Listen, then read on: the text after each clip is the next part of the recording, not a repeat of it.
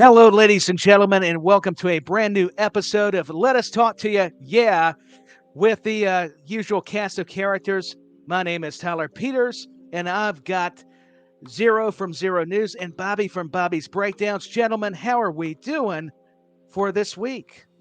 I'm good. Yourself? I'm sunburned to kingdom come. You can see the shoulder. I won't show you the whole body. You can see the forehead.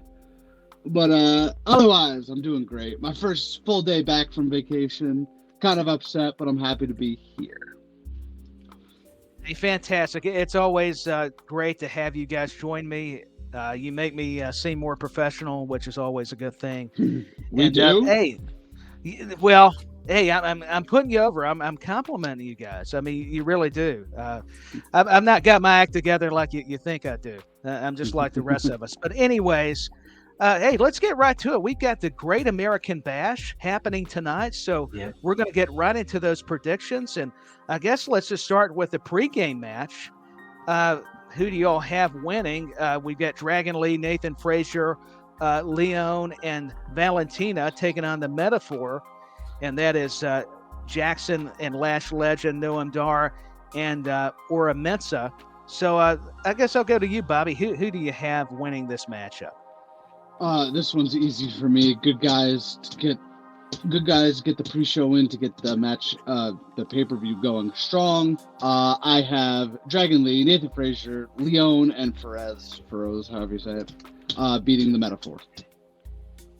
I think however you said it was perfect. Xero, who do you have? Thank you. I've got the exact same as Bobby, basically. Fraser, Lee, Feroz, Leon.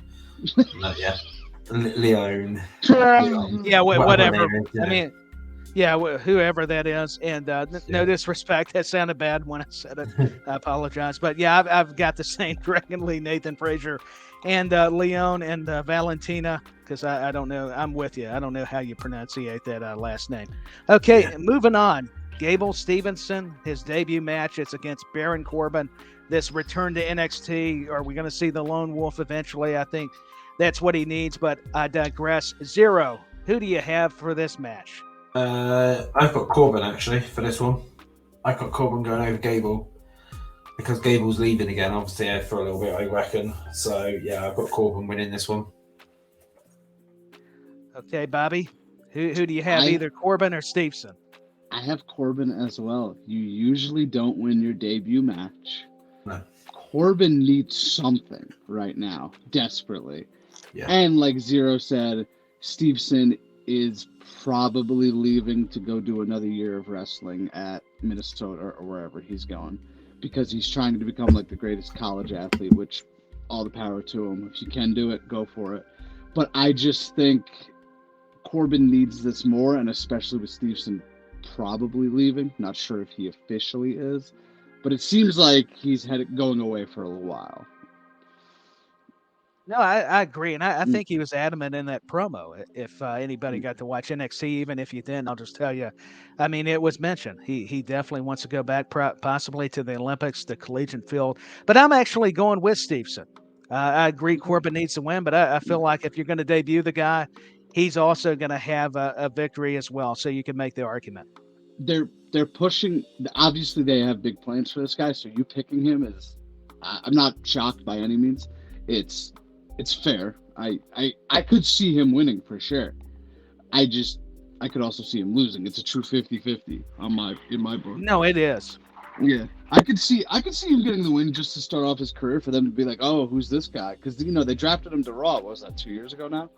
Yeah, and nothing happened. And they even had him appear on SmackDown and have the encounter with Lesnar, and it's like that didn't go anywhere. Like He where did? it's well, no, it's they didn't have an encounter. It was like they were trying to get Lesnar to give him the initiation, like Undertaker did with Cena in a way, like backstage, because the Minnesota connection. But nothing ever happened. I remember that now. Yeah. Now Right. I remember that. Yes. Yeah. And it fell flat. It just did not go anywhere. So I hope he gets the restart that he needs, and Corbin as well. That's what I'm saying. You're absolutely right. It could go either way. So, Xero, you got any more thoughts on this match before we move on? No, I kind of agreed. It's It's a difficult one to call, really. I've got Corbin for the whole reason of you don't win your debut match and potentially, potentially Stevenson is actually going away again afterwards. Retirement again or whatever. But I can then see your point of view as well, Tyler. That he has to win. Put him over big and everything like that. Really trying to hype him up and everything like that. Really from it. Yeah. Fantastic observation. No, you go ahead. It's the same thing with me. It's like, could I see him winning his debut match? Yes. Does Corbin need something? Yes. But I'm leaning Corbin because the rumors of him leaving again. If he wasn't set to leave, I don't know who I would pick, honestly. No, I think it's all just fascinating observations by both of you. So please interrupt me because that's my job. I'm hosting this thing. You guys bring a lot of wisdom. So I want you to say, hey, wait a minute. Hey, do I have to raise my hand? What is this, school? Come on, let me talk. But, anyways, moving on, though, I think this match is going to be fun due to what they did on NXT with the footage at the gas station, whatever it was, some sort of store. It's the Roxanne Perez versus Blair Davenport in a Weapons Wild match. So, Bobby, I'm going to you. Yeah, you need to go back and review it. But who do you have, man, in this one? It's got personal. I'm going with Blair Davenport. Roxanne goes up to the main roster. I think they're going to put Blair as a threat in NXT, top heel-ish. And I think Roxanne's going up. I mean, she won the belt already. There's not really much. She's won the tag belt. She's won the world title. Not much else she can do. She's a great wrestler. Could be used on the main roster. I'm going Blair Davenport. I might shock some people, but I'm going with it. Hey, I think it's true. Roxanne Perez is one of those breakout stars. Xero, who do you have between Davenport and Perez? I've got Perez just for the whole point. Oh, okay. I've got Perez literally just for the whole point of they are still trying to push Perez in my eyes, and she needs something new now. She needs a new sort of storyline and a new kind of thing to get into, really. So I think giving her this win might elevate her up a little bit.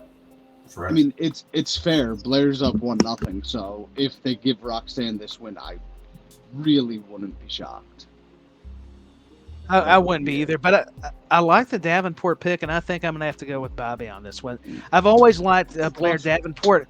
Yeah, but even in AEW, I thought that was a missed opportunity because she's just got a look, she's got a presentation because she was there before. There. Yeah, believe it or not. That. Yeah. Wow. So, what was her name in AEW? Yeah. Oh my goodness. What was it? Xero can help us out too, because I'm forgetting. With AEW, no, he can't. He can't help us. Well, and I'm just teasing with Xero. I'm really shocked he's not going with a fellow Brit and Blair Davenport. That's just me. It's like I said. I'm just going with Roxanne because they need her to do. She needs that win, and like what Bobby said, it is kind of fair at the moment because Blair's got one win, so giving Roxanne the win back will even it out. Then they could potentially go for a best of 3, couldn't they? Really? Think about it. Priestley was her name. No, they could. No, Bea Priestley. Okay, Bea Priestley. There you go. And I respect your opinion there, Xero. Because Roxanne Perez, another just tremendous choice. Okay, and here we go. Here's another just fantastic match. Well, at least I think it could be fantastic. Gallus taking on the family for the NXT tag team titles. Who do you have, Xero? I'm going to go to you first on this one. I've got the I'll start again. I've got the D'Angelo family due to they've just come out from that major. Well, they're still doing that major storyline, and I do believe it's for the tag belts, isn't it? Yeah, it is for the tag belts. Yeah. So I can see new tag team champions tonight in the D'Angelo family, and that either something goes on after the match, or or something basically, something goes down. But I can see new tag champs tonight for sure. Yeah, I can see it. Bobby, are you? Are they making you an offer you can't refuse? Tony D'Angelo and Stacks. I'm going with the family as well. I think. So here's my thing. I think I'll spoil it a little. This is the only title I have changing hands on the card. Gallus has had those belts for a while, and I think D'Angelo and Stacks are doing great work. And I think they should be tag champs. I'm all for them being tag champs. They're great, and they could do some interesting stuff. And the stories they have are just phenomenal. They're so funny. So I think the family's got this one. Or if they lose, it's not going to be clean by any means. Correct. But I still got the family. I've got to swerve. I'm going Gallus. I don't know what it is. I'm going with the UK. Maybe it's NXT UK I'm missing. I don't know what's going on with me with these predictions. But is there any more to add to this match, or you guys want to move on? I mean, maybe like the Creeds attack them after, because we all know they're still on NXT. Everybody knows they're with the Dyad right now. So, or not the Dyad. What's their group called in general? Schism. Schism, yes, geez. Yes, they're with the Schism. We could tell that. So maybe, like, they'll attack Gallus after that. That would be, like, a heel thing. I'm not sure, though. I wouldn't be surprised if we see the Creeds rock up tonight, though. Yeah, that would be just amazing, because I'm a big fan, like so many of the Creed brothers' work. I guess we're moving on to Dominic Mysterio taking on Wesley, Mustafa Ali in the triple threat for the NXT North American Championship. Now, this is a match that I think could steal the show between all three of these individuals. So, Xero, I mean, who do you see either retaining or coming out as the new NXT North American Champion tonight? I've got Dom retaining for the pure factor of is they're trying to push and elevate Judgment Day up quite a lot. So keeping that title on him will achieve exactly what they want. And again, then they can then have Dom then literally do every single show again. So he could end up doing, Raw, NXT, SmackDown again next week to keep those ratings up. So I personally can see Dom, retaining, because even though Dom gets booed, the ratings for the segments say otherwise to how much he's hated. He brings those ratings in for it. Really? Yeah, that's fair. They're definitely helping with the ratings. That's why I think Shawn Michaels even opened up. So that's why you'll see probably more cross-pollination between the brands. So, Bobby, do you think Dirty Dom retains, or do we see Wesley or Mustafa Ali having a shot? I mean, they're going to make it competitive. So I did not know this was a triple threat match until right now, because I did not watch NXT. Last I heard, it was just Dom versus Mustafa Ali. I don't think that changes anything. I think maybe Ali's there to take the pin, or maybe Wesley is there to take the pin, and Wesley goes up. Regardless, Dominic Mysterio retains. Like Xero said, they love him going from show to show, and he's doing great work. I can't deny that. But I think he retains. He's only had the belt like 2 weeks, right? At this point, it's not been very long. Yeah. So I think he's going to keep it a little while longer, because they like having the main roster guys go to NXT, and the report said higher ups are ecstatic with what Judgment Day is doing in NXT. So they're going to keep it going. I got Dirty Dom Mysterio. And why not? I'm going with both of you, gentlemen. I've got Dirty Dom retaining the North American Championship as well. I just think you got to keep the momentum going. Like you're saying, Judgment Day is delivering the goods, and why not have them on NXT? Xero, any more you want to insert before we move on up the card here? No, not on that one, no. It's I can't really think of anything else really to be honest with you, I haven't really heard too much on NXT tonight, so not what I can No. Yeah, no, I don't really fancy. No, nothing really else. I keep forgetting it's tonight, so Yeah. Yeah, me too. I'm like, there's so much wrestling with, like you said, Bobby, Collision. Then you had SmackDown, you've got Rampage, and now, hey, it's NXT. There was wrestling on every day this week. Yep. Every day. Yep. Wow. It's and crazy, course, man. Yeah, isn't it? Yeah, because even this week coming up, isn't it? Because of course we've got SummerSlam next weekend. So yeah, you got SummerSlam. There's nothing next Sunday. That's the thing. Oh no, there's not. Is there? No. Yeah. So this is like 7 days, and I'm like, yeah, 7 days in a row. Yeah, 7 days in a row now. Yeah. I picked a good week to skip. Let's just be honest. Yeah, I mean, I think you need a refresh button, but hey, we got to stay committed. I know it's fun, but yet it's tiresome with all the wrestling that's on. This is a match I'm looking forward to, and I know you're going to say, well, you're looking at these women. Yes, I am, but they are talented. That would be I already know where you go with this one. Yeah, women's title. So you guys already know Tiffany Stratton taking on Thea Hale in a submission match, which will be intriguing. I mean, Bobby, what's your prediction going into this title matchup? I'm a human 27-year-old male. I love Tiffany Stratton. I think she only won the belt like 2 months ago at this point, maybe end of May. So I don't think they're gonna take it from her this early. I think Thea Hale can win it down the line for sure, but I think Stratton is going to show off a new submission that will impress people. She's very impressive in the ring. When she first got signed, I thought she was there for her looks. I'll be brutally honest. But then she actually started wrestling, and I said, oh, this girl can actually go. So good on her. I think Stratton retains. I hope she retains because I like her a lot, like I said. But no, Stratton for the win. That's fair enough. Xero? I've actually got Thea.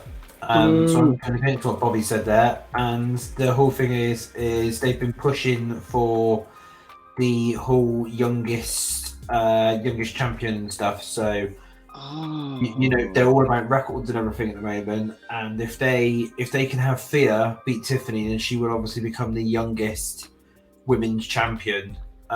So that's my thought in this one, is that maybe Thea will take it just to get that record. Because, of course, like I said, they're trying to rewrite the history books and everything at the moment, and sort of anyone who's gone to AEW, they're trying to get rid of. So that's what I was just about to say.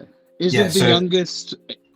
Not to interrupt. Isn't the youngest NXT champion a current member of the AEW roster? Yeah, she is. Yes. So starts with an S and ends with a Rhea. Yeah, it is. Yeah. So that's why I'm thinking that they're gonna. They'll put that belt on Thea tonight, so that way then they can then rewrite the history books and turn and say, actually, our youngest ever women's champion, is still in the company really, and they don't actually have somebody there who's not actually part of the company anymore, who's going around saying, oh yeah, the youngest women's champion ever for it. So, how old was Paige when she won it? Do you know off the top of your head? 20, I think. 20, I 21. don't. And what is Thea Hale? 18? 19? Yeah, she's 19? even younger. I'm impressed with her age because I did not realize she was that young. She graduated high school last year. So yeah, she's probably 19 by now. Yeah. Well, let's go to the internet. Actually, Paige. Yeah, Paige do a Google search. Paige won the Divas Championship at the age of 21, so she's the youngest in history there so far. Oh, I thought she was the youngest NXT women's champion. Well, it says Divas. It says the winning the Divas Championship at age 21. So that was 21 there. So possibly 20 for Paige. Hang on. So yeah, Thea Hale will be, by the time this comes out, Thea Hale will be 20 next month. Okay. Well, see, we got our statisticians here. That's why I'm glad I've got these gentlemen, because they help educate the masses here with their fantastic numbers. Yeah, she did. No, and I don't mean to interrupt either, guys. My bad. No, I've got Tiffany Stratton too. I think, like you said, Bobby, she's got in-ring talent that has really came along in her journey, and taking nothing away from Thea Hale. I think Thea Hale could, not comparing her to Rey Mysterio, but she could be more that underdog, and I think we'll see some of that develop in this matchup, at least for me. I started to realize Stratton's talents when I think she replaced Nikita in that breakout tournament, I believe. That was it? Yeah, because Nikita got injured. Yeah, and then Stratton got put in, and I think she went to the finals, and I was like, wow, this girl can go. And then she had that lights out match or whatever with Wendy Chu, and that was really good. And then she got injured off of that, but, well, injured. Xero knows where I'm going with that one. Yeah. Oh, yes. She got, how do I put this gingerly? She got her body changed, so let's just say that. Yeah. I don't doubt she was injured. I believe she was, but I believe she just had other work done while she was out with that said injury. I gotcha. Just needed Yeah. time. Yeah, in essence. like fair, Yeah, I think Stratton for the win. I just hope they don't take the belt off of her too quickly. I think you can kind of hot potato those things, like you said, too abruptly, and I think she needs to keep it at least a little bit more time, or a little lengthier. Pardon me. Let me rephrase it. There we go. Sorry, I was just reading a bit more into this. Yeah, Paige was 20 when she won the Divas when she won the NXT Championship, and then she was 21 when she won the Divas Champion. She was 20 when she won the NXT Women's Championship, making her the youngest champion in the company at the top, making her the youngest women's champion, and then she also then beat that record as well, then by being the youngest Divas champion when she won it a year later at the age of 21. So which one are they counting? They're counting the 20, which is the NXT women's one. So Thea Hale's got Thea's 19. Yeah. So yeah, she's 19, turning 20 in September. Yeah. So if she's so if she wins tonight, then she becomes the youngest women's champion, and obviously they then get to rewrite the they get to rewrite the history books and erase Saraya basically. I mean, I feel it's fascinating what an opportunity they have presented to them. And did you guys see that? I think Greg Gagne may have trained Tiffany Stratton before she got into NXT. I did not realize that. Yeah, now I'm not for sure. Somebody may need to do another check. Yeah, I'll check that. I can try and check that at least. I thought he said that in an interview. Yeah. And I was just blown away. I'm like, trained by Greg Gagne and Ken Anderson. Mr. Kennedy. Mr. Kennedy. For those of you. Yeah. Wow. Mr. Anderson. Kennedy. I was waiting for somebody to do an impersonation. Thank you, Sarah. If only we could have a mic drop down. That would be perfect. He was great. And he supports the same football team I do. So we were talking about that in Dallas. Yeah, he's underrated. Yeah, amazing talent. And I guess we got to move on to the main event, which will be Carmelo Hayes taking on Dragunov for the NXT Championship. Bobby, is there any chance of Dragunov taking the title away from Carmelo? Nope. Hayes for the win. I like Ilya. I don't think he's the one to dethrone Hayes at this time. Hayes only won the belt in April. Don't cough and interrupt me. Anyway. You've been warned. That was perfect timing. No, I don't think Hayes is losing it this early. Hayes took down Braun Breaker, who held it for pretty much a year. Well, if you count the 2 reigns, he held it for over a year. I think Ilya could go up, honestly. I wouldn't mind him joining Imperium. Really would not mind that at all.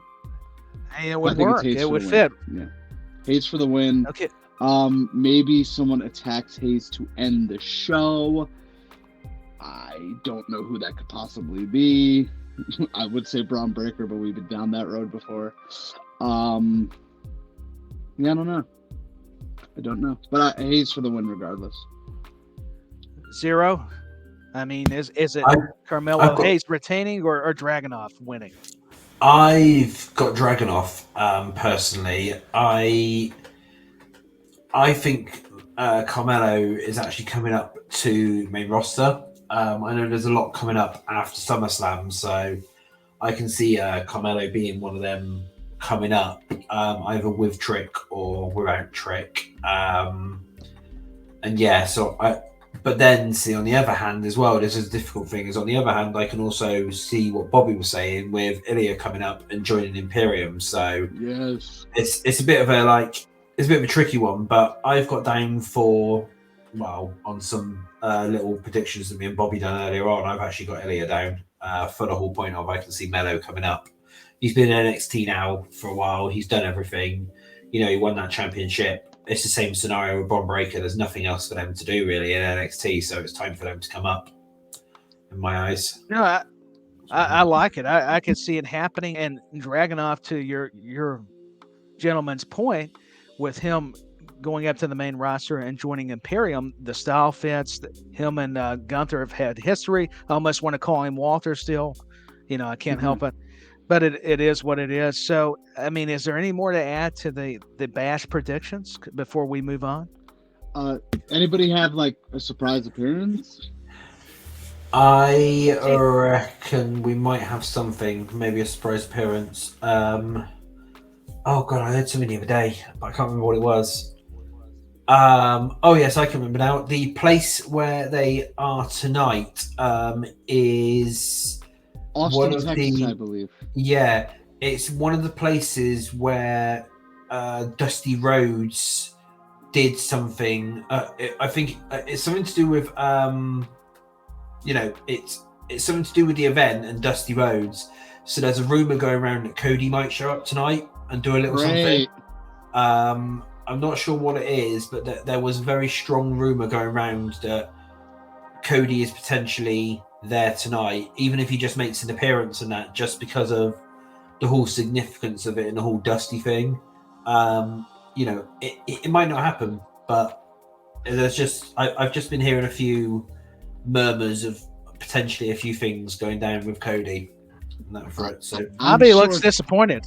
I was about to say, I'm sure Tyler saw my facial change. No, I did. He said Dusty Rhodes. I was just like, oh, yeah. No. I was leaning more towards like the Creed brothers, not Braun Breaker. Maybe some. I don't. Maybe Stax and D'Angelo win the belts, and the Creeds attack them after, to reveal that they've been with the dyad or the schism the whole time. It's not likely, but it's not impossible. Only other thing that I could think of is that other one who was with Tony D'Angelo before. Is he still in AEW? Oh, Cole Carter? Yeah, I think so. Yeah, Carter. Yeah, I was going to say. Yeah, I don't know that. I think so, though. Yeah, because I was going to say, because he could show up, because of course Tony thought that he had thrown him in the river and stuff, so that could be a bit of a surprise, show up and that maybe cost him the match or something. That would be funny. That would be entertaining for sure. Yeah. No, I agree. That's not obviously anything I've heard. That's just something that I just had pop into my head then. Was like, just maybe that that maybe that he comes back or whatever, and that because he's been out for a year. He did say he was only going. Well, they did say it was potentially going to be a year for it, because of course they had to get rid of him, didn't they? Because of those allegations or something. It was. Yeah. Why did he get fired again?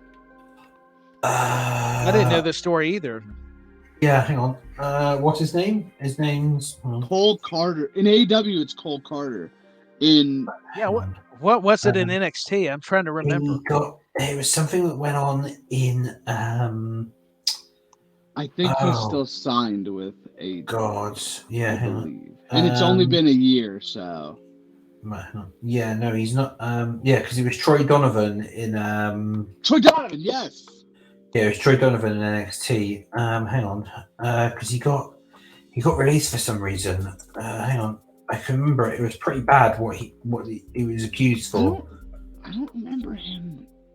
All right, here we go. So it was. So it said initially it was reported that Donovan's release was due to a policy issue, which wasn't made exactly clear. Now it's been said that he got fired because of a failed drug test, apparently.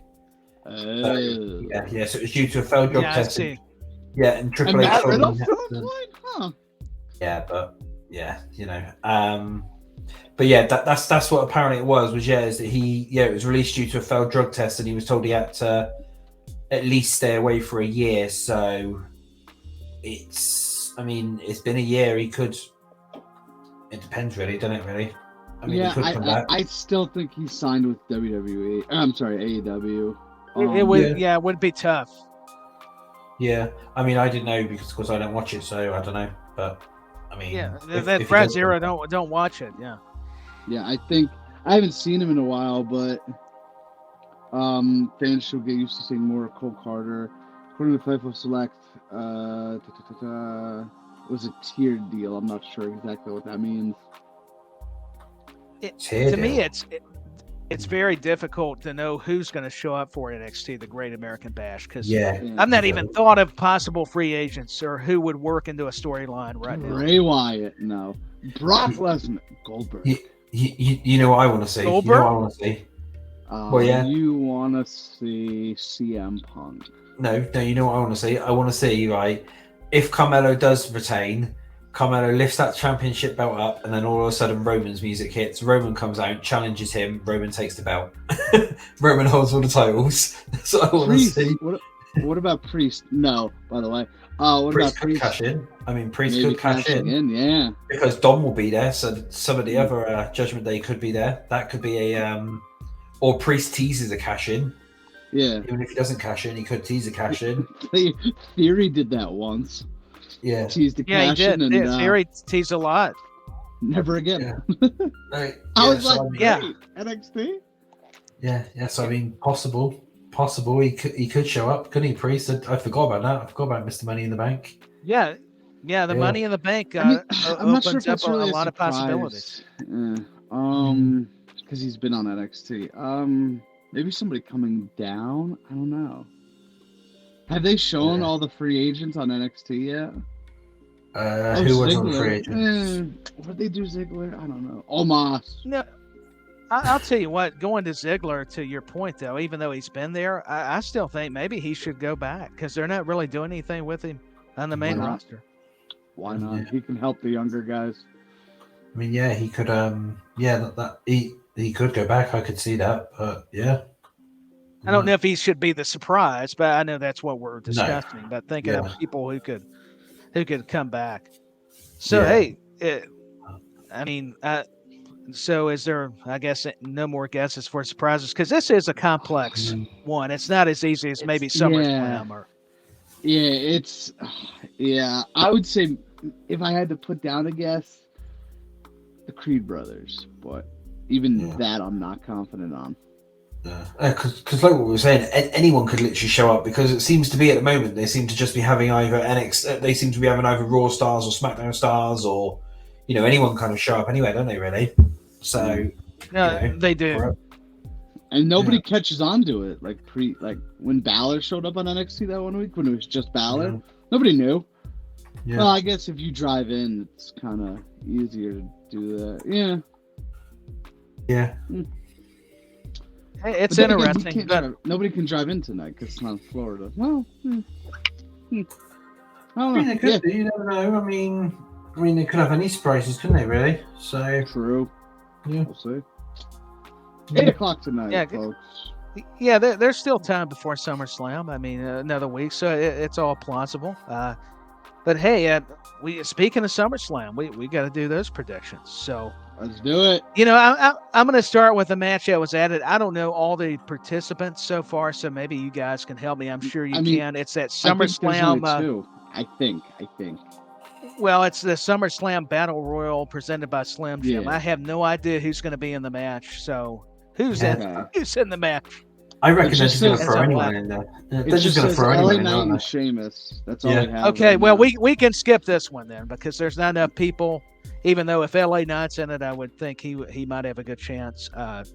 So should we just skip this one? No. Yeah, we'll talk about it next week. I reckon this will be the final two. I can see Knight winning it because they're going to give him something, so I can see Knight winning it. Yeah. Personally, I think he deserves something a little bigger, though. Taking nothing away from this Battle Royal, but because if that's me. The reason why I say that though is the main reason why I say that is because I'm sure on SmackDown they agreed, or LA Knight agreed with Adam Pearce that the winner of the Battle Royale would get a US Championship opportunity. I'm sure that's what was said. Yeah, I'm sure that's what it was basically. Yeah, that they would potentially get a shot at the US Championship, and obviously there was all those rumors going around that LA Knight that could be the next thing for him now. So that's what's making me think Knight to do it basically. Yeah, and I missed that too. I even watched SmackDown. Yeah. I didn't. So I have no idea. You're good. I'm sure they said that, but yeah, No, they did. I I believe you. So Well, Bobby don't trust you though. Even though I said I believe you, Bobby's got a rule. Tyler trusts you guys. I fully believe that, but Well, and until he gives me a reason not to, I'm getting more familiar with you guys. But in all confidence, the contract that we signed between each other, the merger of WrestleBuddy and Xero. You signed a contract? What, did he sign my name for me? Great. Yeah, I did, yeah. Yeah, I sent you a link. Oh, good. He's going to do travel combat. Yeah, that's what it's going to happen. Right. Maybe you'll finally pay me. Yeah. Oh, hang on. What's this? Hang on. No, so carry on. The bill's in the mail, or the check. Yeah, I'm sure. But we'll carry on. But this is all just one conversation. Go ahead, Xero. It's just come down. I don't know whether anyone's seen it, but whilst we've actually been recording, WWE has now confirmed that the NXT Tag Team Championship match will kick off the show tonight. So that's going to be the Tony and Channing versus Gallus will open the show tonight. They've just WWE have just confirmed it, basically. So yeah. Breaking news. That's why I'm glad I have these two on here, because I may be missing things, and they're like, "Hey, wait a minute, slow down, know your role," like The Rock would say. We got that's cool. But though. it is very cool. But hey, we got Ronda Rousey, Shayna Baszler. I know we kind of touched on this with our early predictions. I've got Shayna Baszler. What say you, Bobby? I'll go to you first. Shayna Baszler. Ronda's out after this, for sure. I think so. Yeah, it's just simple as that. Ronda's out. She doesn't care. See you later. Yeah. Xero. Yeah, I agree with Bobby. Shayna's definitely winning this one. Now they'll give it because then Shayna's then defeated Ronda Rousey, the woman who can't be beaten and stuff like that, really, and the baddest woman on the planet. So that then gives her something to do that one, and Ronda's gone after this, I reckon, for either an extended period of time or just gone. So yeah, definitely Shayna's winning this one. Yeah. Yeah, there's not much to add. I think I've got Shayna too for the same exact reasons. So hey, we'll move on. Another match that I think could steal the show for different reasons. Logan Paul versus Ricochet. Xero, I'll go to you first. Who do you have coming out the winner between these two? This is a difficult one. Potentially Logan to give him a win from it, but then again, they could surprise us and they could give it a Ricochet. That's the thing. They could potentially actually give that win to Ricochet just so that he can then again boast that he beat Logan Paul. For it, it's a difficult one to call. This one is, and I don't know what to do. I don't know which one to call it or which way to call it. It's okay. No, they are difficult, Bobby. I'm going Logan. Ricochet or Logan Paul. I'm going Logan. He lost to Seth. He lost the Money in the Bank. I believe he's lost his last 4 matches. Reigns, Rumble, Rollins, Money in the Bank. They're going to give him the win. Logan Paul. Yeah. And in case you're wondering, that match will kick off the night. Yeah, we'll do. Yeah. They're going to get him to see his brothers fight for sure. I wouldn't blame him. That would be a good one. I think I would like that better than Rousey and Baszler, with all due respect, to be the one to kick off the show. But I've got Logan out Paul. Of there. Well, no offense. I don't know what it is. I've heard a lot of people say this, but when she first came to WWE, it was exciting. It's like she did care. This second run has been lackluster. It's like I'm just there to be here, and I'm waiting for UFC to give me a call. I mean, that's really how it's felt. That's why Baszler's promos have been so good, because there's some truth to them. When the first Ronda run, 18-19 or whatever, 18-19, she was great. And listen, she's not a great actress. She's not a great promo by any means, but not everybody is. I can overlook that as long as you show you care. And her first run, again, not a great actress, not a great promo, but her fighting and her skills proved that's fine. You don't need to be. This run, it's just like she doesn't care at all. I personally think that Bobby is the reason why she was so good the first time around, why people loved her, is because of how she came into the company. If you think about who brought her in, how she came that very first time that she stepped inside a WWE ring, and who she was going up against, it's there was that significance there. That's probably what it was as well. Because of course she fought it was Stephanie and Triple H, wasn't it? She had that thing where she teamed with Angle. Yeah. Yes, and there's something to be said. The excitement level. No, Xero brought up a just tremendous point there. And as much as Bobby don't want to give him credit, and of course I'm teasing, but hey, Bobby may not be teasing. I don't know. These guys are talking about wrestling psychology, even in the podcast world. It's something. But I'm going Logan Paul too. But Xero, you said you were having a tough time. I think, Bobby, you picked Logan Paul. I mean, or do you just want to hold off till we get done with predictions and think about it some more? On that one? Possible. I'll go Ricochet. Make a call. I'll go Ricochet. There we go. Yeah, I'll go Ricochet. Yeah, he changes it up. Yeah. Good deal. Yeah. So, and okay, here we go. Intercontinental Championship match. I think this one will be a banger, like Sheamus would say. Gunther, Drew McIntyre, Xero. I'm gonna go to you first. Is it the Scottish Warrior or the Ring General who is going to win this encounter? I'm going Gunther retaining.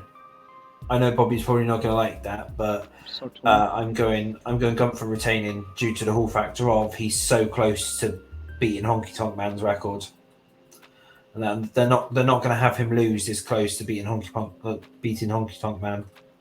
No way. And that he's interesting. He's going to beat that record, and then he's then going to potentially drop it after that. But I think it came down. WE put it down the other day. I think he's about 30 days or something off, 30 to 40 days off. Like 40 something, Yeah. So I can't see it being done at SummerSlam. No, I if anything, I can see it the September/October pay-per-view, because then that will be gone past the time. But yeah, they definitely ain't going to dethrone him before he hits that. Well, before he beats Honky Tonk Man. So Gunther's been dominant. I'm with you, but Bobby, who do you have? I'm so torn on who to pick. Xero makes a good point. They should not sweep the rug out from under Gunther yet. I want McIntyre to go heel. But if Drew doesn't beat Gunther, then who's going to beat Gunther? I don't know who at this point. My heart says McIntyre, but my head goes Gunther. I'm going to say Gunther retains. It pains me to say I want Drew McIntyre to be the one, but I just... Maybe, I've said this before, maybe McIntyre loses this one. Maybe clean, give Gunther the clean victory. Then he loses at Payback because of Vinci and Kaiser, whatever. McIntyre gets a third match at Fastlane. Now, this is to make Fastlane a little more credible. The Saudi pay-per-view. You have Drew say, if I don't beat you, I'll leave WWE. Drew beats him. That way, you get Gunther the record, and Drew eventually is the one to dethrone him. Because if it's not Drew, I don't know who it is, truthfully. I think it's tough. I agree with you there. Yeah, I do actually agree with you. To be fair, it's just you can't pull the rug out from Gunther this close to the record. Now, if he was at like 315 days, do it. But he's like 40 days shy. But I'm not sure if any other titles change hands on this card, so they might pull it. I'm not sure. I'm going Gunther. I'm sticking with it.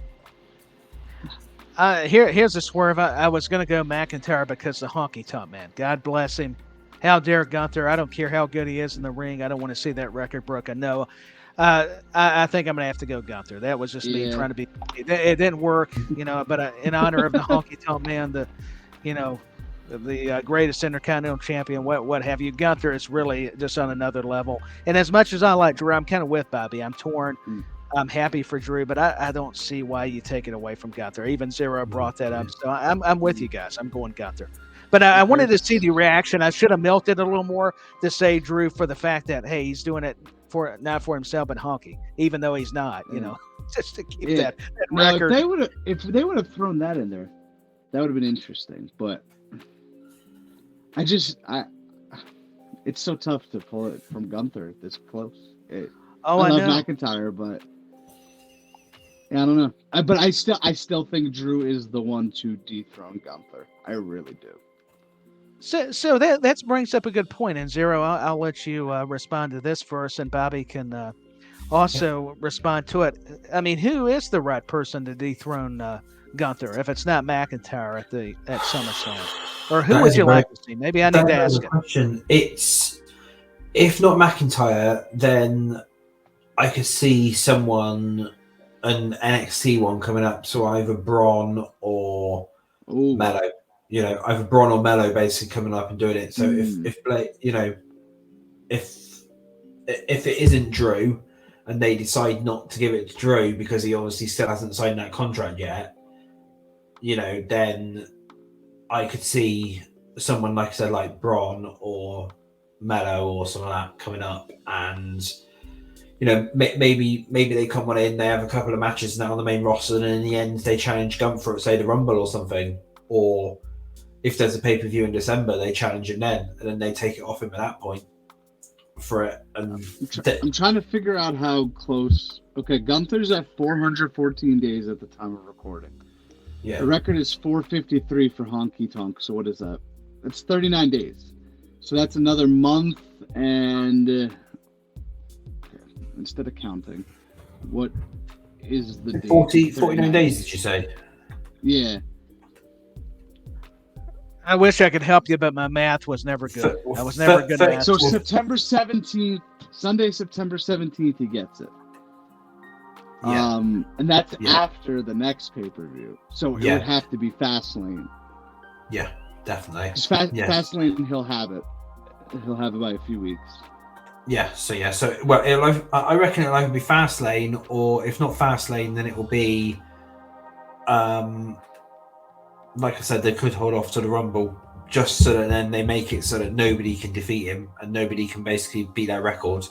If they hold off to the Rumble and possibly have that big match at the Rumble, because see, this is the scenario which I could see is potentially that he drops the title at the Rumble to, say, you know, either a Braun Breaker or Carmelo Hayes or something like that, or again they could run Drew back again at, you know, Royal Rumble, and then Gunther enters the Rumble match and potentially wins that, so that then gives him the next thing, and then he then wins that, and then goes on to face whoever the World Heavyweight Championship, whoever the World Heavyweight Champion is at Mania for it.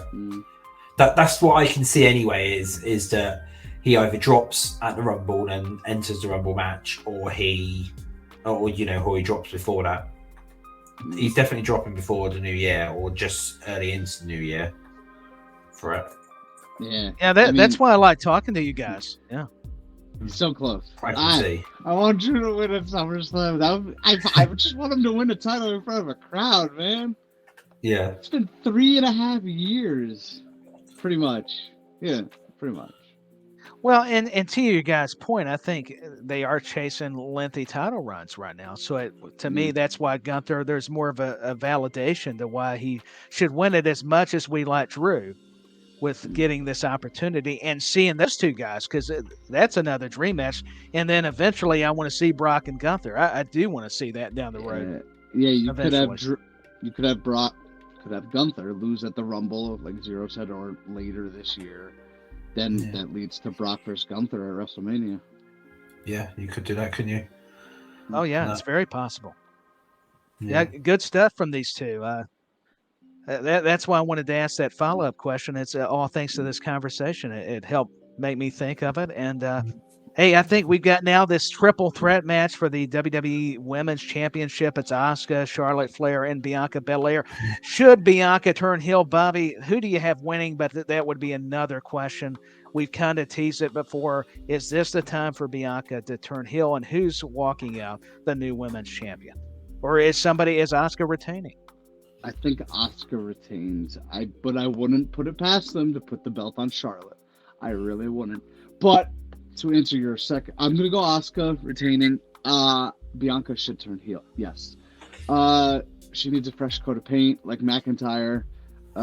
She's only gone so far with the face gimmick. let her just become, a bad heel and let her run wild. Yeah, the writing's on the wall, is it not? Just if you watch SmackDown, I mean, Xero, to Bobby's point, and Bobby, who did you select? I didn't mean to cut you off, so stop me anytime. Go, hey, listen, I got to continue here. Wait a minute. No, I think Asuka's gonna retain. Is Asuka a face now? A fair question. Yeah, I'm confused. Yeah. I mean, maybe because Charlotte is not really a face. I don't know. Maybe you could have Bianca shake Asuka's hand up to the match, then Bianca attacks her from behind, something like that. Give her a KOD or something. For sure. I have Asuka retaining, though, I think. Asuka? Yeah. I mean, Xero? I mean, do you see Asuka retaining like Bobby, or do you agree with the sentiments of Bianca turning, should she turn? Yeah, well, I can see, hear me out on this, because this could be quite a lengthy one. I can see Asuka retaining, and then that causes Bianca to snap, and then obviously then turn heel, because there has been that whole rumor of that she is turning heel at some point. So that could be that one. And then I can also potentially see Io cashing in or attempting to cash in. So you then get that long-awaited Io versus Asuka match that people have been wanting.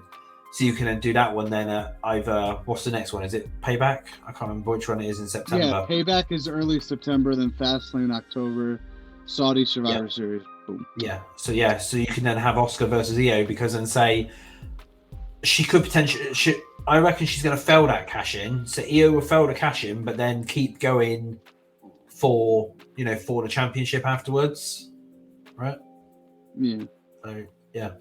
Yeah, Io could be a factor, and I'm glad you pointed that out, because I don't know why we forget about it. Maybe this is her chance to cash in. The interaction on SmackDown too. Not that always means everything, but what's between Asuka and Io there backstage. So Io said, "I respect you." They were talking Japanese, and pardon me, I'm not fluent in it. And but she was saying, "I respect you," and then Asuka doing her stuff. So, and it's interesting. All three of these ladies that are in this match are kind of tweeners right now. They're not really a face. They're not really a heel. I mean, Bianca's probably more your face, but even Asuka and Charlotte right now, it's like Charlotte almost needs to be the heel, but you need Bianca. I think it would benefit Bianca more.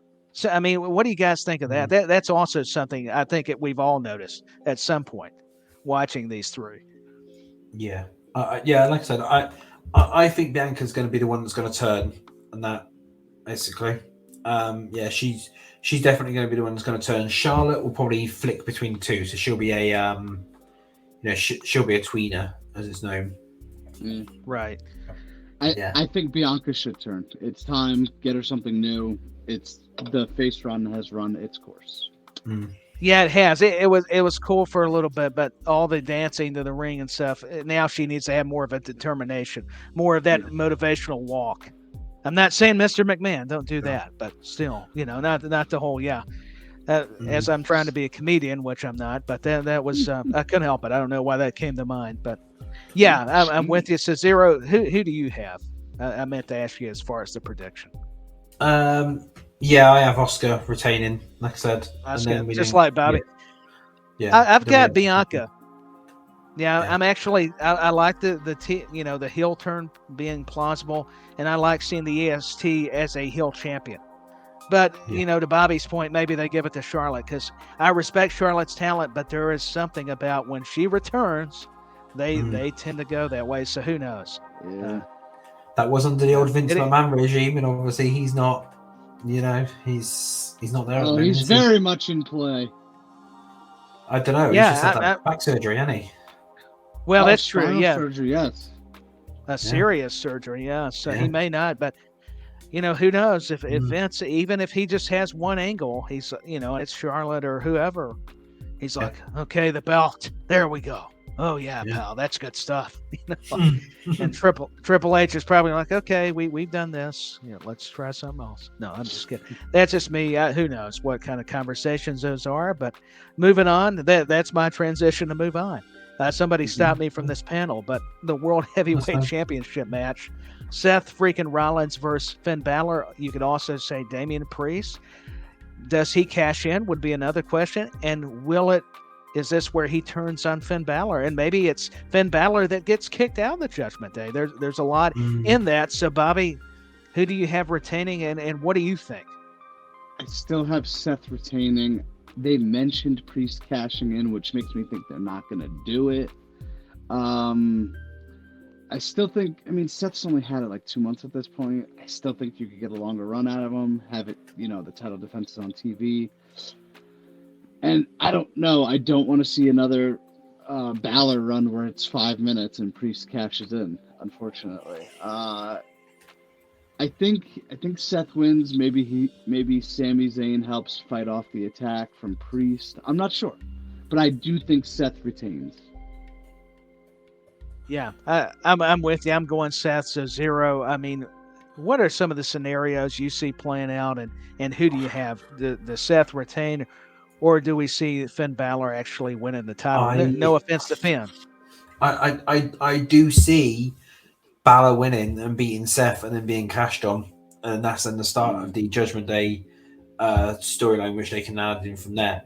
Because I can't see any scenario of who else Damian Priest would cash in on. He's been teasing it in that. No way are they going to have him cash in on Roman, because it's going to be an instant failed one, basically. And it's instantly going to be failed if he cashes in on Roman. So whatever it's going to be for the World Heavyweight Championship, and I can see they're going to do it at SummerSlam one way or another. Whether it's Seth and then Damian wins that belt, and then Finn Balor gets jealous of him, and that's then how they start to break up and the kick out eventually of one of them, or Priest cashes on Finn after Finn wins for it. That's how I can see one of those two scenarios. Either way, I can see Damian Priest potentially walking out as new World Heavyweight Champion at the end of SummerSlam. In my eyes, I think they've got to do something kind of like with the bloodline to where it's not stale. I do see where people are that's the critique, even when something is good, which Judgment Day has picked up a lot of steam lately. But maybe they need to do something. Where as much as I like Finn, maybe Damian Priest needs to take over as more of that leader role, where you keep him heel, and maybe it's time for Finn to either go babyface or, I don't know, do you do heel versus heel? Bobby, you can interject Xero. What are some of the other thoughts? Because, that's the thing. It seems like Damian Priest is the only, I meant to say Finn Balor's logical with Priest, like you were saying, Xero. So it does make it challenging to know where to always go. The only other thing that I can do, the only other scenario which I can see is that Seth retains. And the reason behind that is because from a live event last night, I don't know whether you guys have actually seen it going around on the internet yet, but a live event last night, Cody called out Seth again. Basically, great. Cody, Bobby's excited. Cody called out Seth again last night after a match. It was something to do with Seth's music was playing, and Cody turned around and called him out and said that it was stupid. Said that it's stupid and that how the fans love him and everything. So, and there was original rumors that they were going to do Cody and Seth again at some point. Could this be Seth's next feud again? Is that if he does potentially retain, is that they have, have Cody go up against him after SummerSlam, and then potentially Cody wins that title, or Cody wins that title and gets cashed on. That could be a, I'm going to throw something out at you. Yeah. Balor, now this is not my prediction. Balor beats Seth. Priest cashes in on Carmelo Hayes. Yeah. Judgment Day has all gold. Yeah. Balor World Heavyweight, Rhea Heavyweight for women's, whatever they call that. Dom North American, Priest NXT Champion. Yeah. Yeah, that would work as well. I Definitely can see not impossible. a lot of different ways. No. Yeah. They want to run WWE. Why not? They'd have all the belts. That's very good. Yeah, both of you bringing up some terrific points. That gets Judgment Day on NXT more. So, they have to be involved. Yeah. Why not? When something's working, why stop there? Continue with it. And hey, going on with this next match, here we go. It's Cody Rhodes taking on the Beast Brock Lesnar.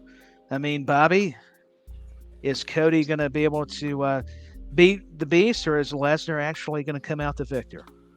It has to be Cody. If Mm.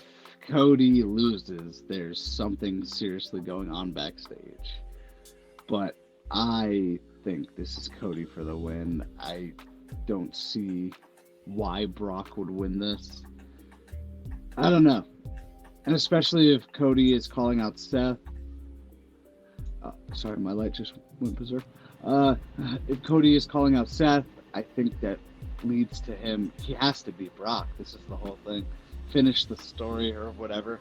But I think this is, just simply put, I have nothing else. Like, Cody needs this more than Brock. Yeah. Xero, I mean, do you think? Do you agree that Cody needs to? This is one story he needs to finish.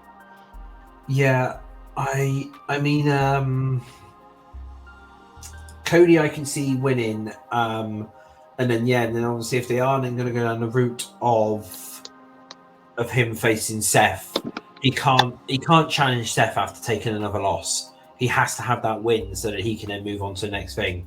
Whether that is that he challenges Seth, whether that's that he moves on to somebody else or whatever. But yeah, I don't think it will ever be that the whole Brock Lesnar thing will be finished, and that he can go on to other things such as more championship matches or whatever, unless he beats Brock Lesnar. So yeah, I can see that happening. So not to distract, but I did hear a very interesting theory today about the night after WrestleMania next year. If you would hear it, it involves Cody, so that's why I'm mentioning it. Yeah, please continue. Yeah, Cody's the champion or world heavyweight, I guess. They didn't really say, but Cody's just cutting a promo. Lights go off for about 10 seconds. Then the lights come back on. You see a Burberry scarf on the screen, and then that music hits. Mr. MJF shows up. Now, they can use that music. It's public domain, his music. So, it is possible. And they can use the MJF name because that's his real name. So, if he wants them to, he can. Yeah. How crazy would that be? Because I know they're buddy-buddy in real life, but... Yeah. It would be amazing, though, if that did indeed happen. Yeah. I mean, yeah, if they can do that one, but yeah, no, I can. Yeah, I mean, it could work out. It might work out, but yeah. And I'm going with Cody too. No, I love that you shared it. I mean, anytime you guys you hear a news or a story, please feel free to stop it. We don't have to go by format here. Obviously, the only thing that, going back to the SummerSlam match, the only thing which I can see potentially that could change that is if they don't do Seth Cody. If they don't do Seth Cody, it's because, of course, there's been that whole rumor of Wyatt and Cody after SummerSlam. Because that was going to be that thing. Is that they wanted basically Wyatt versus Cody at some point, because that was originally going to be the plan for SummerSlam originally. Well, that was one of the plans for SummerSlam originally, but obviously that got changed because of Wyatt's, illness and that. So yeah, so I can see them potentially doing that actually, if they don't go down the whole Seth Cody route, is potentially Wyatt. But so whether either Cody wins and then he gets took out by Wyatt or some of that really for it. Another interesting twist for sure. That's if Bray Wyatt returns. Yeah, that's the big question. If he returns, and we've got one more match, and we'll get to returns too, because that brings me to another thing we need to do. Yeah, but we do have that big undisputed WWE Universal Championship match, Tribal Combat. It's the champion Roman Reigns facing his cousin Jey Uso. I mean, Bobby, is Roman retaining, or do you see a chance of Jey actually walking out as the new champion? Roman for the win. It's not ending here. I'm not sure if this is the end of the Bloodline story. It's been brilliant, but I don't think here is the spot for Roman Reigns to lose that belt. I think you got to do it at WrestleMania. But I'll say it now. I will send this prediction out there. Roman Reigns retains. He's out there celebrating, and all of a sudden An RKO out of nowhere. Mhm. Boom. There you Randy go. Orton's back. Mhm. Mhm. Yeah, it would make sense because why not? Those two together would just be money, anyways. Thinking about Orton and Yeah. Roman Reigns, I've got Roman too, but Xero. Do you have Roman retaining? And do you agree with Bobby that, which I do happen to agree, at least as far as the intrigue, that Randy Orton could Yeah. attack and give him an RKO?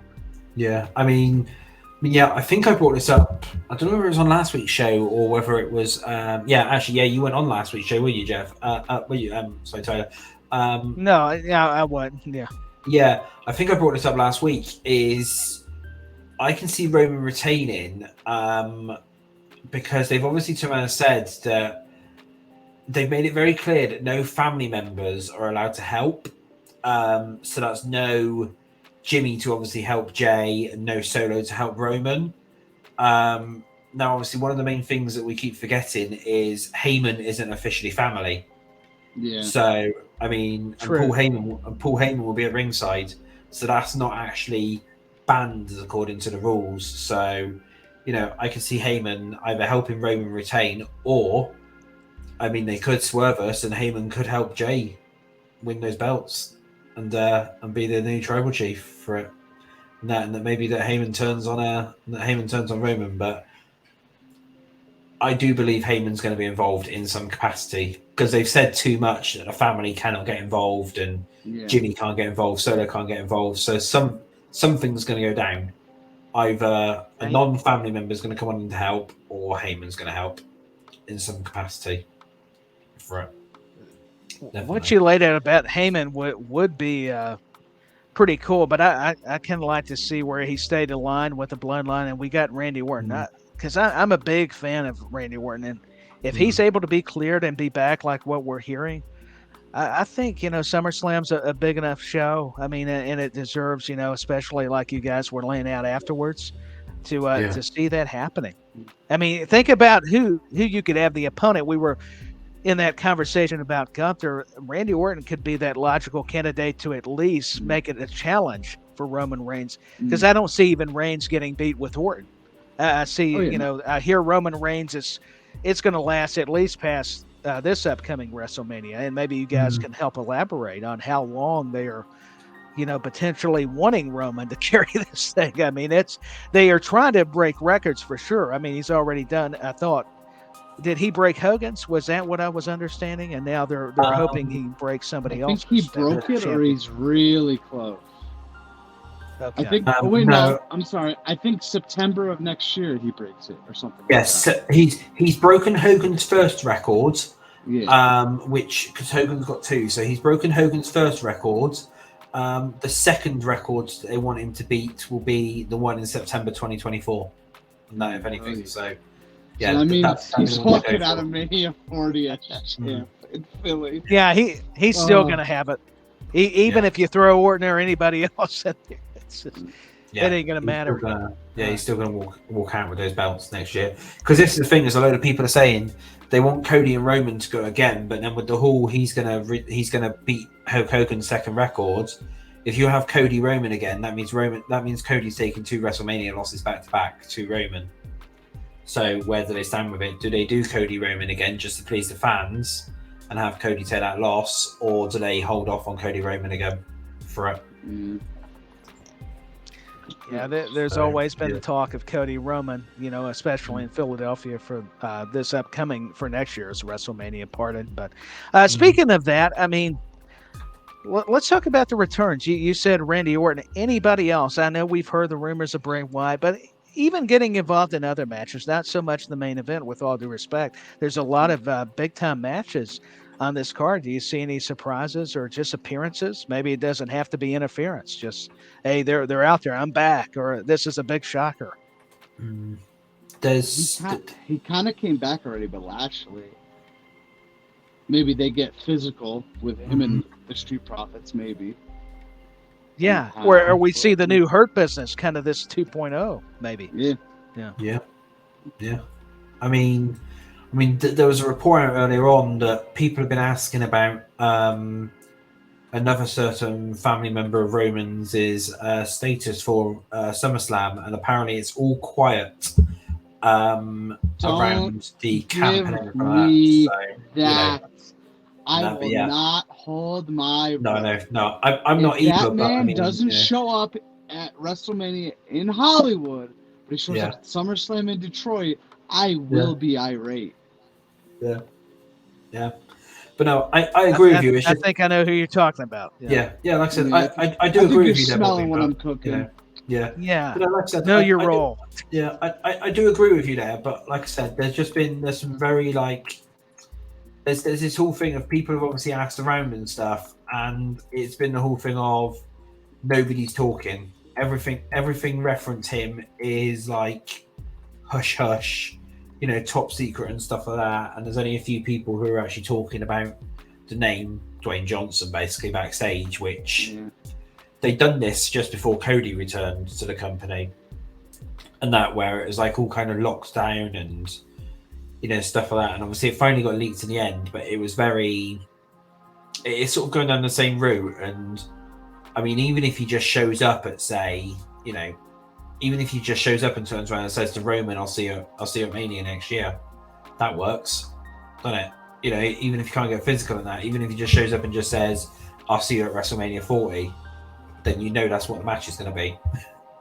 So, yeah, whatever. It'll make the Rumble pointless because they're going for the World Heavyweight Championship. But I want to see it, but I think Cody came out and said this, that with all due respect to The Rock and a lot of these big names that'll come back like Cena's and to that effect, that WWE's got a deep enough roster and are building enough stars, even besides Roman, that they felt comfortable. But at the same time, I agree with that to an extent, but I also disagree. To have The Rock back would just be fantastic. But I get what he's saying.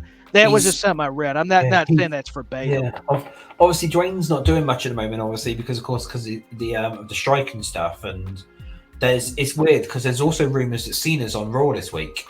Apparently, that's what I've been seeing. There's some rumors going around that Cena's showing up this week because he's now available. So if Cena's about as well, what's the what's to say that maybe that that Dwayne doesn't show up randomly? So. Maybe this writer strike is what the wrestlers that or the former wrestlers needed. I mean, maybe WWE's creatives like, hey, our writers aren't quit. Hey, you want to come on and get back into this thing? Who knows? If they're not getting paid in that, I'm sure if they turned around and said, "Have you got anything?" they'll offer them a good couple of, a good couple of mil, I expect, even just to do an appearance. Right. Brock Lesnar money for it. Yeah, Bobby. I mean, do you see like more wrestlers who are big actors, maybe returning due to this writers thing? I know some people laugh, but it's a true thing. I mean, if they're not getting enough projects, I mean, they may feel the itch. Hey, if this works, if it's pitched correctly, let's do it. I mean, it's possible, but I also look at guys like The Rock who are always busy, and they'll just be like, yeah, I'll have some time off. Why not? Like, could they want to come back? Sure, but they could also be like, I'm going to take this time off and spend it with my family or whatever, Yeah. I mean, that's always normal too. They just may want time to, hey, let's take a break. It doesn't have to be wrestling related or Hollywood film. So it's all very fascinating. I don't know who can return. I think we touched on this before, and I didn't have enough time to process it properly. So that's why I'm glad I have you guys about who could return, because we've already heard Orton, Bray, and Bobby Lashley, and trying to see who could be a free agent or somebody that's been injured that just needs a returner, or somebody like a Rock. So that pretty much sums it up, unless you guys have anything else, because it's kind of tough. It's another complexity, really. Let me just phrase it like that.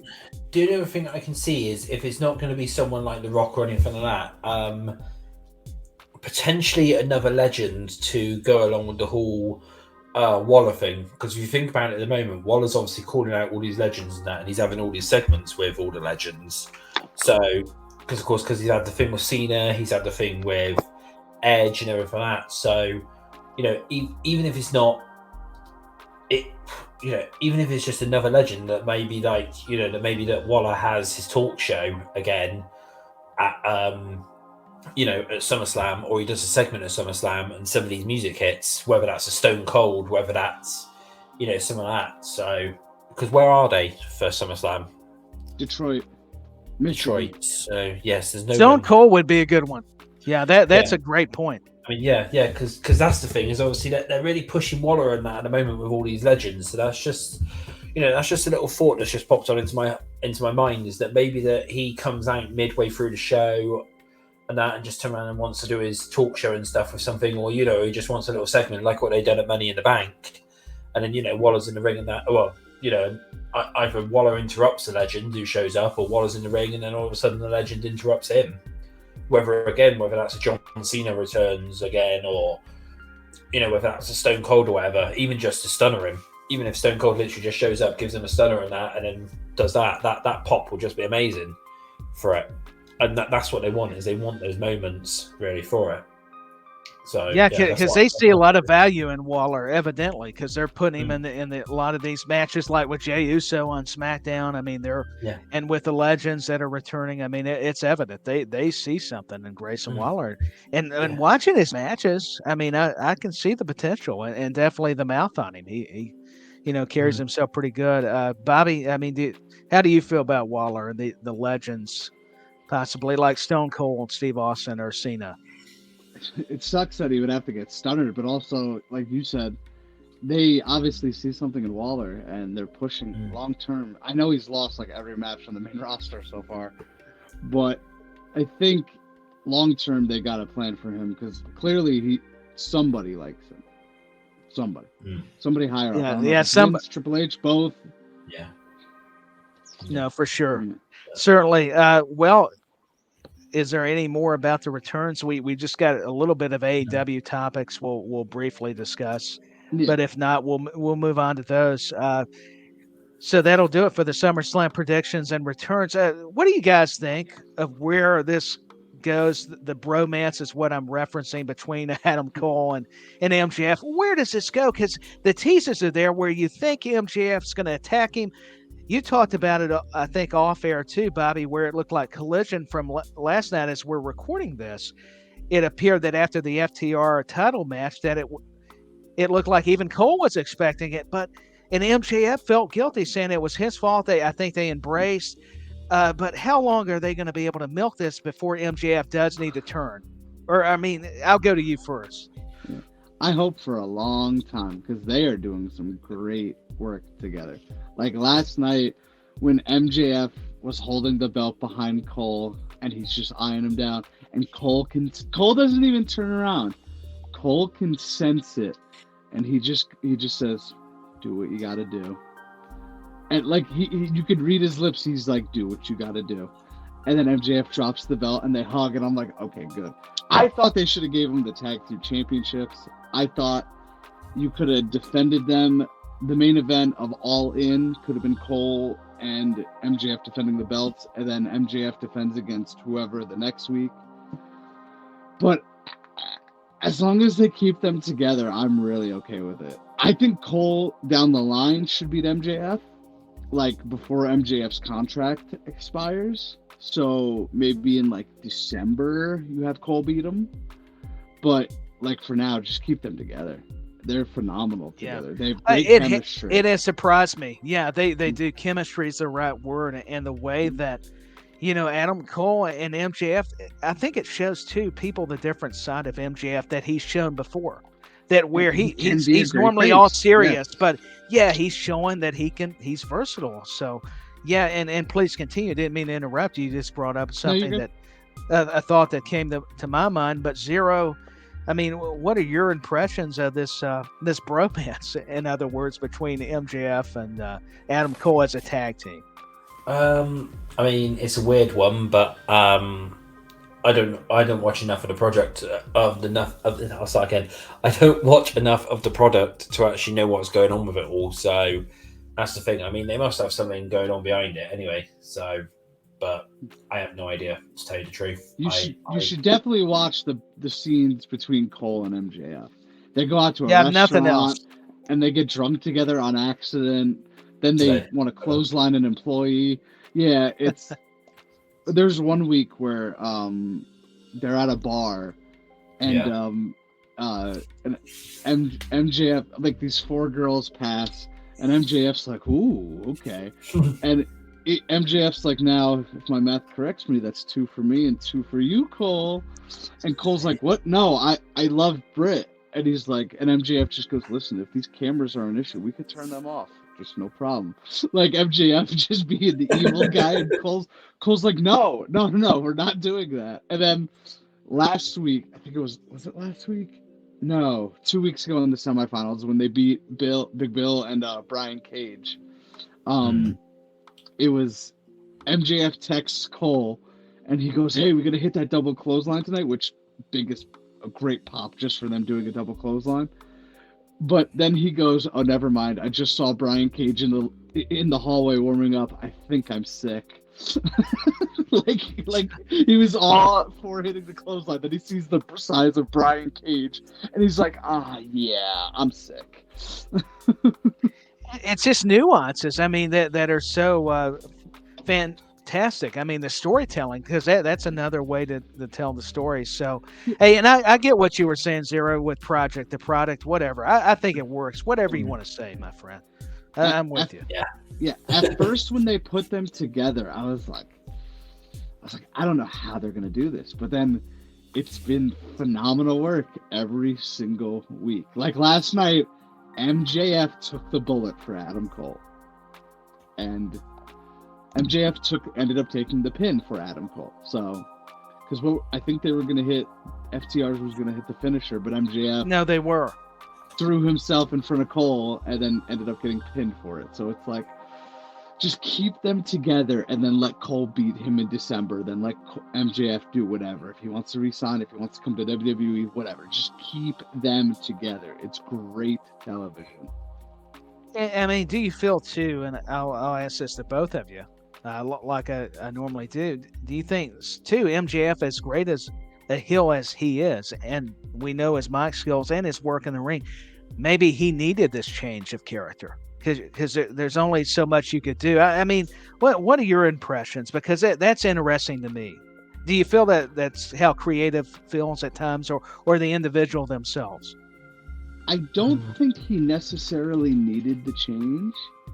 I just think it shows how genius he is, that he can snap his finger and then all of a sudden everybody loves this guy. Like he got a double clothesline over with his tag partner and everyone went berserk. He slammed Big Bill and everyone went berserk. Like, it just shows how talented he is. He's got us right where he wants us. He really does. Yeah, and his hand. I think MJF's an absolute genius with storytelling, and he's always had the best storylines in AEW. And if you look at it, who was Wardlow's best story in AEW? MJF. CM Punk's with best story. Pinnacle. MJF, yes. Who else? Darby Allin. MJF. It's just, it's... Even the Punk stuff was good. Yep, for sure. And it just shows how, like, he snaps his finger and everyone's like, I love this guy. Like, him and Cole together. And MJF's being such a genuine human being. Like, a few weeks ago when MJF tried to slam Cole into the cake and Cole countered it, he wasn't even turning on him. He was just trying to have some fun. And Cole even realized, like, hey, this was fun. Thanks a lot, man. Like, Cole was like, I'm watching you, but there was no ill will there. It was just like, hey, let's have some fun. Yeah, and I like all of that. And I'll tell you something else. Whenever MJF does finally retire, I think that's somebody I would use in creative. Or somebody who could coach people 100%. Like in NXT or somebody for AEW or whoever the promotion, if they just want to bring him in to do seminars. I mean, Xero, do you see that kind of potential from a guy like MJF? I know he's got a lot of years left wrestling, but can you see him kind of working behind the scenes? Yeah, potentially, yeah. I do agree. He would be a good one to actually work in creative or whatever, but it's got to be WWE creative. And that I reckon he could work on a couple of the heel personas at WWE. Do that way. It's got to be. Sorry, I'm reading something. No, you're good. Yeah, but No, Zero, you're you good. know how I posted the Secret Invasion spoiler review? I won't spoil Yeah. anything. Some dude commented saying any news about Bray Wyatt. I responded with he might be in season 2 of Secret Invasion. Hashtag rumors. The guy wrote back, "Don't joke with me." It's a little serious. Yeah, he's taking it hard, is he not? Well, now time to respond with something very sarcastic. But this is the thing I I always guess- find on every single one of my posts. It's Bray Wyatt news. That's all I get. I look at all the comments on every single one of my posts, and it's just Bray Wyatt news. My sources tell me he is heading to NWA and send. Gotta rile up the crew a little. They don't, Yeah, why not? And I could tell Zero with knowing Bobby, the little bit I have via this podcast, that sarcasm is one of his specialties. Oh yes, I am fluent in sarcasm, and some people just don't get it. Some people don't get it. Some of my friends, they're like, and they'll like flip me off and stuff. But some people are like, "Are you serious?" I'm like, "No." Okay. Yeah, so I'm having fun. Why not? Hey, that's what it's about. It's about having fun on this show. And the last thing before we wrap it up, CM Punk cut a promo calling himself the real world champion. But hey, Ricky Starks proved he could hold his own, not just with MJF, but against CM Punk. And that may have been just the bigger highlight, with all due respect to even Punk, whether you like him or not. I know Bobby's feelings. Zero, did you get a chance to watch or hear of this promo, the exchange between Starks or Punk saying all these things? He finally took the championship belt he had out the bag with the segment with Tony Schiavone. Did you hear about this? No, I've seen a few bits and pieces, but I haven't heard about any of it. So it's if he's going around calling himself the real world champion, then that's just stupid. It really is. He's probably going to end up walking out again. If he does have a championship belt, he'll probably end up walking out. It is so stupid. And why is Ricky Starks want the belt? It's just, I don't, like, this is your best thing you can do with Punk, having him be a fake world champion. Like, the FTW championship has more credibility than this. And that's sad. Yeah, if you've been a former world champion. Punk has done good on the promos until then. I have to agree. I'm not crazy about this whole spiel on, I'm the real world champion.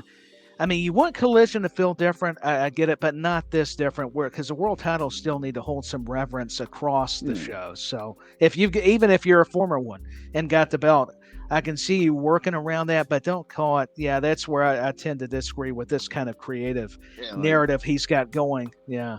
And do you know how many people Ricky Starks is the star to me. Like, you know, I like Ricky Starks. I do like him. I like him better as the heel too. So. Yeah, I think the heel gives him an edge. Zero. I mean, Ricky Starks to me is a guy eventually. Nothing against AEW, but WWE, I could see NXT getting a hold of him, or eventually a main roster if he decides, builds enough equity, which I think he will here in AEW. That WWE, I could see him in there eventually. I mean, what do you think? I mean, he's really good friends with Cody Rhodes. So yeah, I can see that. I can see him coming in because of the whole Cody thing, basically. Yeah, me too. The friendship that Cody has with Ricky, no doubt. And I misspoke and said here in AEW, like we're Tony Khan or something. That was funny. I call myself. Oh yeah. By the way, I'm an agent for the company. I'm Orange Cassidy. Forgive me. But no, hey, nothing against Orange Cassidy. But yeah, but he. What do you guys think of him as an agent, though? I mean, whether you like Orange Cassidy or not, do you like him as an agent? I heard I don't know whether that's over matches per se, but I heard he's actually going to be working behind the scenes. Dude can go in the ring. He's shown that. I mean, remember when he first started, it was like, I was scratching my head. Yeah, because then he wrestled Pac, and I was like, oh my goodness, this guy can actually wrestle, like wrestle. And I think he's great for it. His character is great. It's stupid, but it's great. And I think he knows how to put matches together. I've never seen him have a bad match per se. I mean, Zero, how confident do you feel like Orange Cassidy can contribute behind the scenes for AEW? I don't know.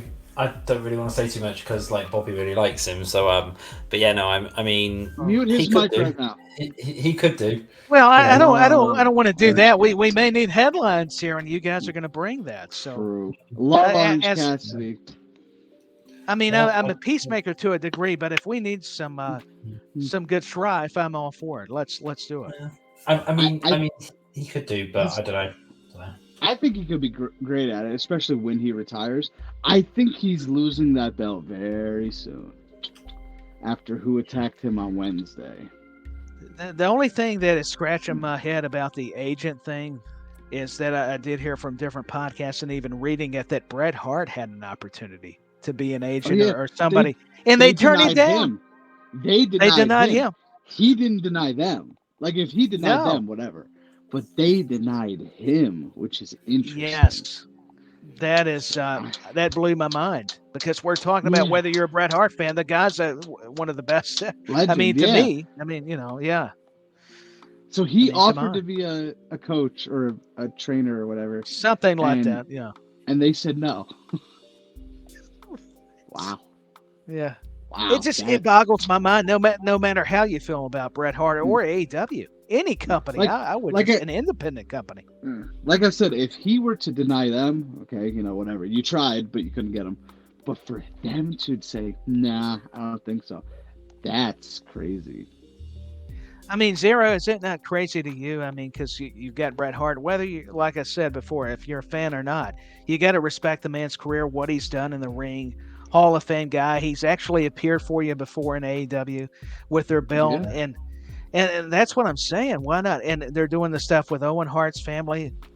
I mean, if you get that opportunity, wouldn't you want to bring Bret Hart to at least mentor some of your young talent, even your veterans, or work with your company?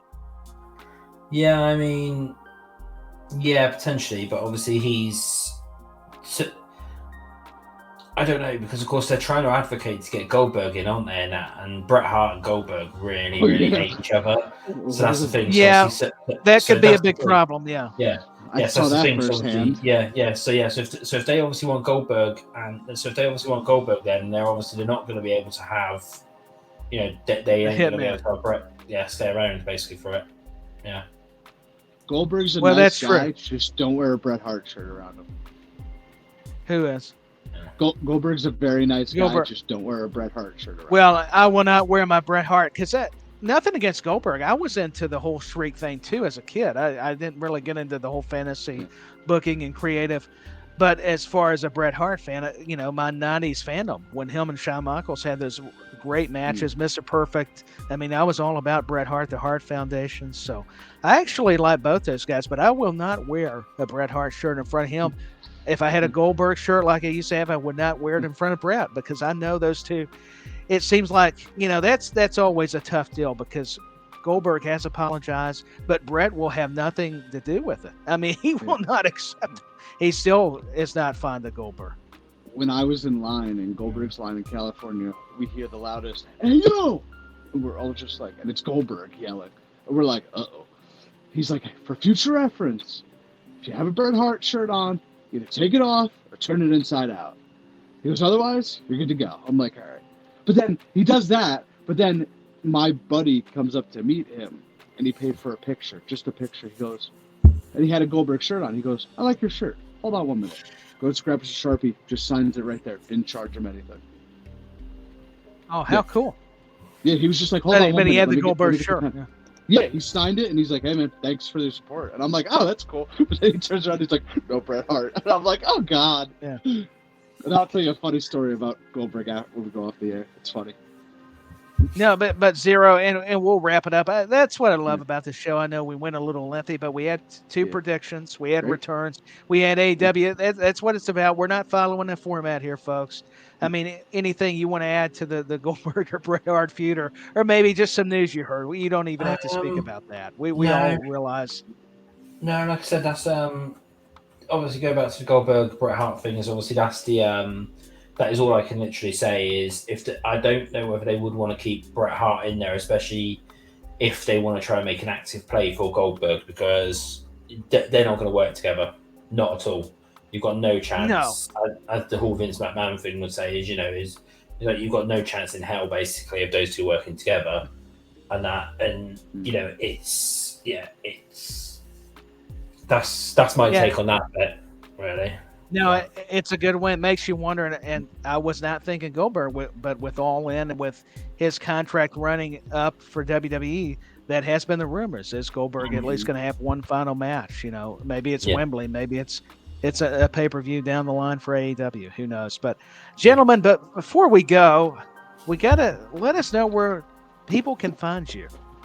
I mean, Bobby's got his signs. Yeah, subscribe, hit that like button for Bobby's breakdowns and Xero. Tell people where they can find Xero News. Well, we're on Twitter as normal, at NewsXero, or our website where now everything kind of gets posted on at the moment. So that's xeronews.co.uk. We're also on Instagram. It's the same as the Twitter one, which is at NewsXero. Not a lot gets posted on there, but we still use the account should we need to. And yeah, that's the main places to find us at this moment in time.